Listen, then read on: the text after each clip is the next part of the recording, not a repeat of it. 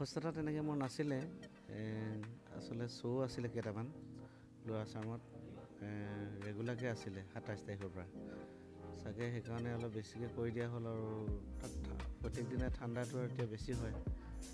আৰু জাৰ্ণিটো খুব বেছি হ'ল তাতে তাৰপিছতে আহি আকৌ ৰাজীৱ দিয়া আদ্য শ্ৰাদ্ধৰ কাৰণে তালৈ যোৱা হ'ল আকৌ আদ্য শ্ৰাদ্ধৰ লগত সংগতি ৰাখি এখন ভাওনা যোৱাকালি দিলে তাতো ধুতি চুটি পিন্ধি থাকিবলগীয়া হ'ল তাতো অলপ ঠাণ্ডা পালোঁ মই সেইটো কাৰণে বুলি ভাবিছোঁ আৰু ঠাণ্ডাৰ কাৰণে মানে মোৰ অসুবিধা মানে মোৰ অলপ উশাহটো চুটি লাগিছিলে উশাহটো যেন কম পাইছোঁ তেনেকুৱা এটা অনুভৱ হৈছিলে তাৰপিছত এতিয়া